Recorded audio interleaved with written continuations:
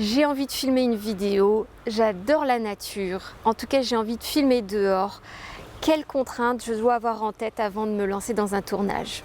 Bonjour, je m'appelle Sylvie, je suis gérante de Couteau Suisse Productions qui a pour mission de révéler les marques à travers une image légère, sincère et consciente.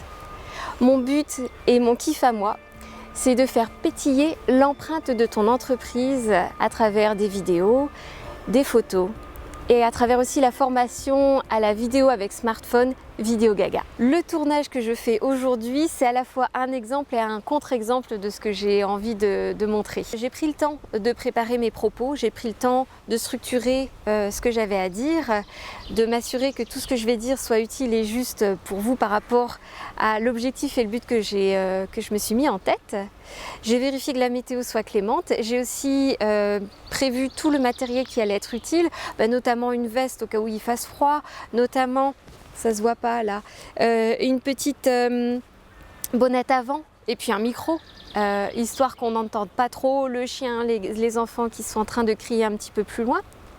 Par contre, ce que moi j'avais pas prévu et ce que je te conseille de prévoir, c'est précisément là où tu comptes filmer.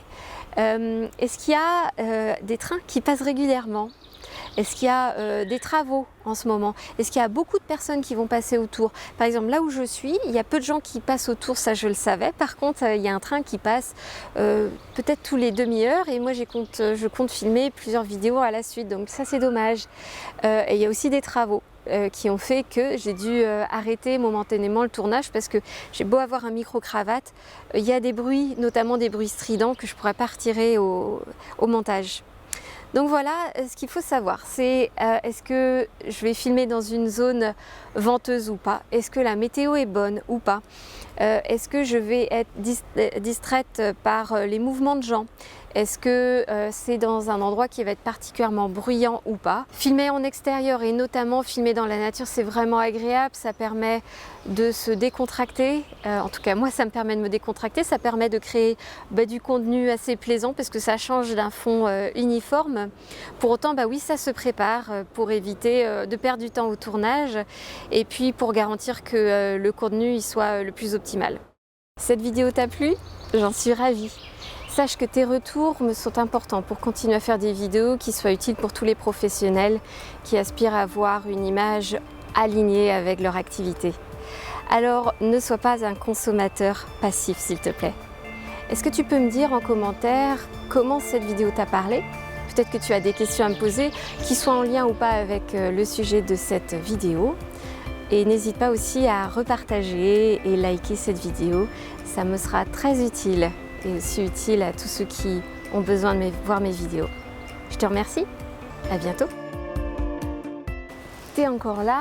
Écoute, parlons des coulisses de ce montage. Là, c'est la toute première vidéo que je filme. J'ai décidé de filmer plusieurs courtes vidéos. En fait, je les ai d'abord listées par rapport aux questions que j'ai de mes stagiaires lors de ma formation Vidéo Gaga. J'ai ensuite scripté peut-être les 10 premières qui m'importaient vraiment ou qui m'inspiraient le plus.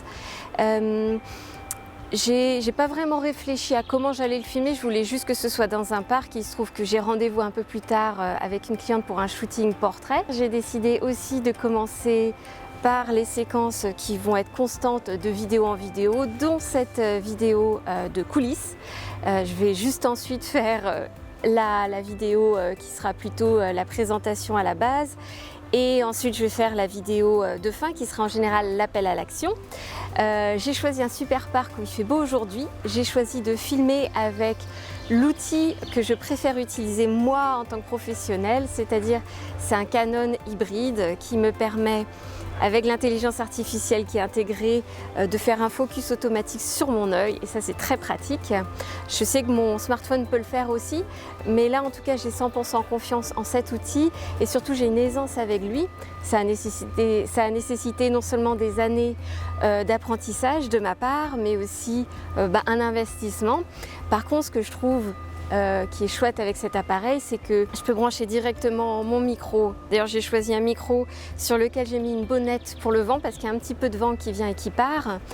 et je peux être sûre que le son il sera nickel de bout en bout. J'ai pas besoin d'adaptateur, contrairement à mon smartphone qui est en USB-C. J'ai plein de cartes mémoire, j'ai pas besoin de faire de l'espace sur mon smartphone. J'ai aussi beaucoup de batterie qui pourrait être peut-être problématique avec mon smartphone puisque je suis dans la nature, j'ai pas de possibilité de le charger. J'ai un appareil photo sur trépied et j'ai à peu près 10 pages de script sur lesquelles je vais m'inspirer. Là maintenant j'improvise mais parce que je sais exactement ce que j'avais besoin de dire. Et si ça t'intéresse, si tu es vraiment curieux, je te conseille d'aller voir mon blog sur couteausuisseproduction.fr.